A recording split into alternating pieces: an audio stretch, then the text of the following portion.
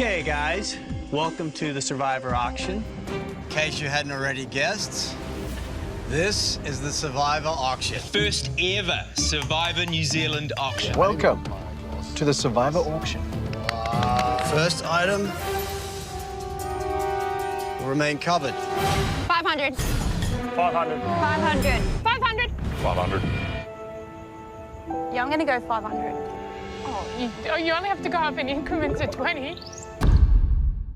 Auctioneers and auctioneers, ladies and gents, internet, my name is Peridiam, and in an effort to chart the best and weirdest and most bizarre moments from every Survivor auction, I am left with no choice but to divide this into multiple videos. I love the auction. It's been over 4 years and I've never made a video on it, so you know what? I'm gonna go all out. For this video, I will be sticking to US Survivor auctions for now, but down the line, once I've found MP4s of every English-speaking international season on hand, I want to say I do plan to circle back to this topic at least one more time. At least. Because we are definitely going to get more US auctions, right, Jeff? Right, Jeffrey? You're telling me that a beloved challenge, which is easy to put together, that involves Survivor currency, which could totally blend well with advantages in modern Survivor, won't ever return? I'll hold my breath. Let's go to the Australian Outback, Season 2, back in the year 2000. The first ever Survivor auction is held and history is made. And I've said this before about the auction, but okay, I have a bone to pick. The portions of food being offered at this particular auction are so measly, it makes me sad. Nick buys 4 Doritos and a small bowl of salsa for $60. That's $15 a chip. He then buys 3 crackers for $120, $40 per cracker. A glass of Mountain Dew goes for $80 to Amber. One of the worst slices of pizza in Survivor history goes to Keith for $180,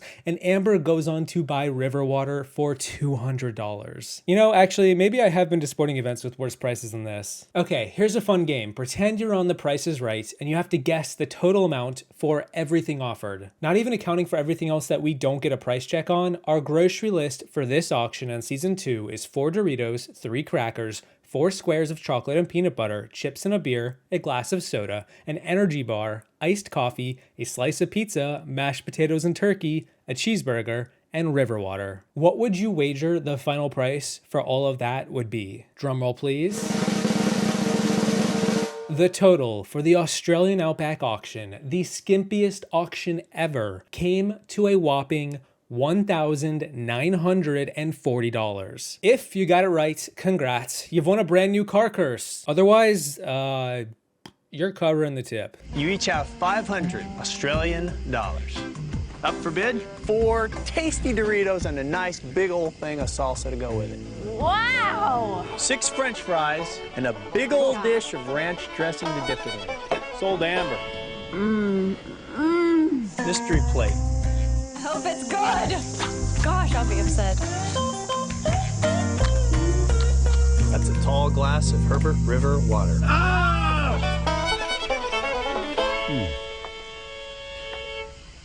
Well, that's good. In Season 3, Survivor Africa, each player gets around $200 in Kenyan shillings. And I want to give a special nod to Big Tom for undercutting Probst out of the gate. Probst offers a beer for 4,000 shillings, but Tom undercuts him at 1,000 and wins the bid. Converting the currency, that's about $10 for a beer, honestly not too shabby. We later see a bidding war break out amongst the players after Kim wins fried chicken. T-Bird amusingly says that she was waiting for fried chicken, so Kim tries to sell her some of hers, but then Lex cuts in to outbid her. A bidding war breaks out between Lex and T-Bird, and at the end of it, Lex manages to snag his own piece of chicken.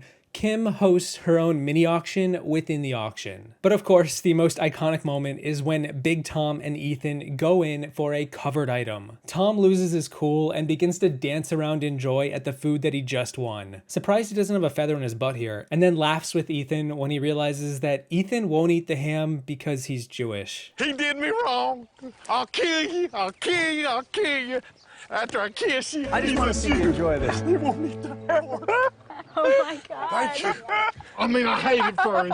I hate it for him. I wished he would. I spent every penny I got, and I don't care. Season 5, Thailand, boasts one of the more unique auctions as it is the only US version to happen in the pre-merge. And I'm guessing by how many notes I took on it behind the scenes, I can see why the pre-merge auction has yet to return. There isn't really a lot of very interesting stuff to talk about here, and I'm talking about the auction, not the season, except for the opening of it, which is when a random twist is introduced that really comes out of left field. Jeff has this weird moment where he asks the tribes if anyone wants to mutiny to the other tribe. Jeff, it's only been like 4 episodes. They all saw what happened to Silas in season 3. Even weirder is that there's this really long pause.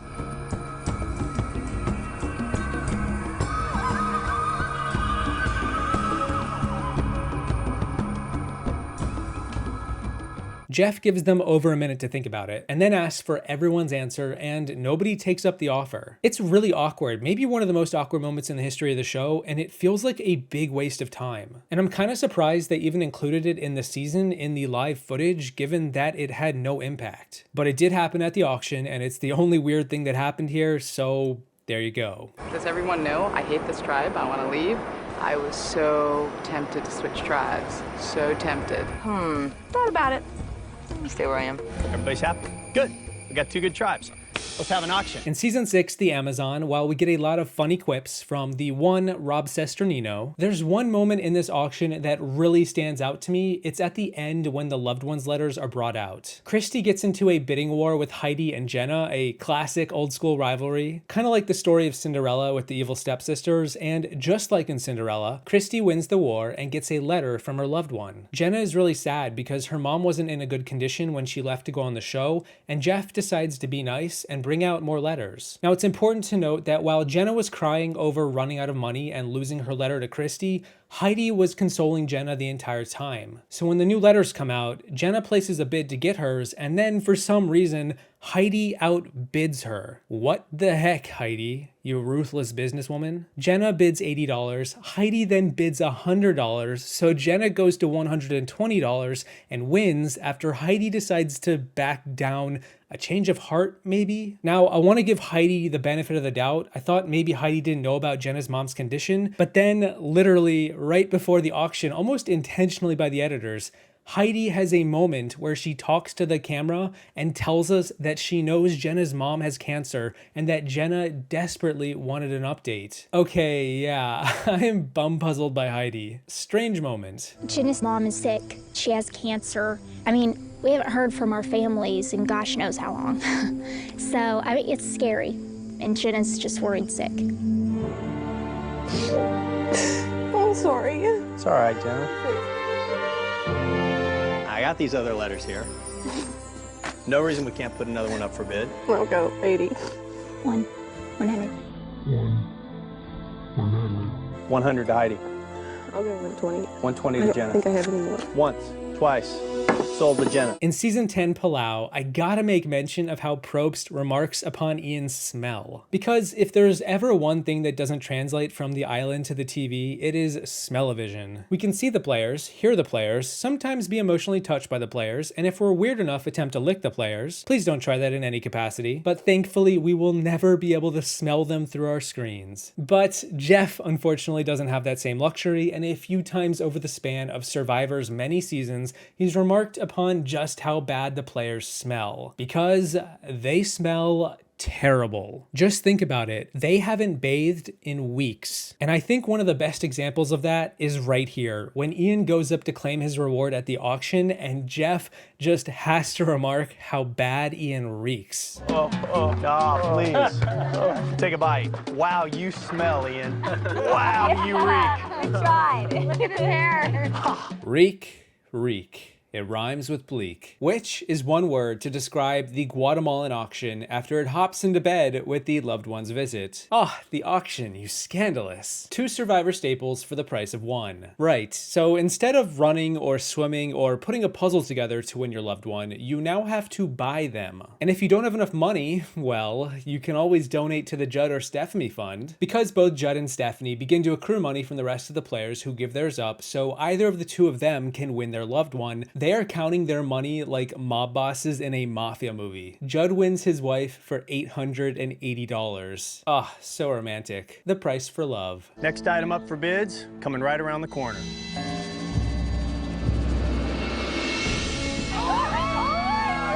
You are bidding on an overnight stay. Your loved one will come back to camp with you. They'll spend the night, they'll see how you've been living for the last month. It's gonna get down to sharing of money now. How much do you have? I got 200. What you want to take? Give me 200. Judd has taken all of Cindy's money. 40, 60, 80. 20, 40, 50. 70, 880. 880. Steph has done everything she can. Judd has bought his loved one $880. My wife was pretty shocked, man, at my camping skills. I think she was digging it. She thought it was pretty hot. She thought I was a sexy camper. He knows what he's doing. I never thought he would know what to do. I'm shocked because he seems like he's doing it all. Very proud of him. One of my favorite auctions of all of them is right here. It's season 13, Cook Islands, with the triple whammy of great moments. First off, talking about smelling and baths, Parvati wins one at the auction and climbs right in. Make no mistake, Ian truly is a game changer. Jonathan Penner wins way more than 6 fries. Amber is shaking. But then in his celebration, he commits a major party foul and spills his beer on Adam. We see a never-ending ice cream maker pop up. I'm dying at this. And of course, Ozzy wins it after he instantly bids $420 with a cheeky grin. But we do actually get a player tipping Probst at the auction, something we never see, and that's after Penner wins some mouthwash to rid himself of all that bacteria he got from turning into a rat after he flipped on the Rara tribe. Oh, it smells good. Amazing. A never-ending ice cream. 420. 420, the magic number. Yeah, don't mess around. Macaroni pizza. Oh, my favorite. 100. And nobody interested. You have $100? I just bid it. Sold to Jonathan for $100. Here's 100. Here's a tip for you. Thanks. Of the 16 auctions in US Survivor history, it is season 16, Micronesia, that'll be our last stop for the day, and it is thankfully one of the best, maybe even the best. First, Sari tries to shortchange Jeff after she wins an item for $120. She goes up and gives Probst $100, but Jeff wisely counts the money and catches her in the act. You can never put one past Sari to find an edge. Natalie gets unlucky and wins fruit bat soup and expectedly doesn't want it, but James is all like, yo, you gonna eat that? I'll take it. He just chows down on bat. Dare I ask, how is that prepared? Do I even want to know? Does it have starch value? I do kind of ask myself in these moments how far I would go if I was that hungry. From a game perspective, something we haven't really talked much about in this video, Natalie sends Jason to Exile Island to find the idol, to which Jason gets all mad and in a huff about, and I'm kind of confused, and so is Natalie. He's on the bottom. Why wouldn't he want a chance to find the idol? It's literally just for him and him alone. I'm also kind of confused why Natalie sent him in the first place, but it's the auction, all bets are off. But let's end this one on one of the greatest, most iconic auction moments in all of Survivor, the chocolate cake. Natalie's aggro, don't mess with her. All the ladies chat on cake, it's a hot mess, and Eric then offers to pay $40 to lick Cerie's chocolate-covered fingers. And she takes it. Honestly, 40 bucks is 40 bucks. Everyone has a price, and I think I found mine. Let me count this. Oh, I forgot. Yeah, nice. Wow. Not even interested. I'll eat it. You want it? Yeah. James, all yours. Gotta take the skin off first. That's the secret. You get past the skin, all right. A gigantic chocolate cake. Okay. Seriously? Don't hog the cake. I haven't had any food. No way. I'm a little aggro right now. Okay. I do it right, Mama! Yeah!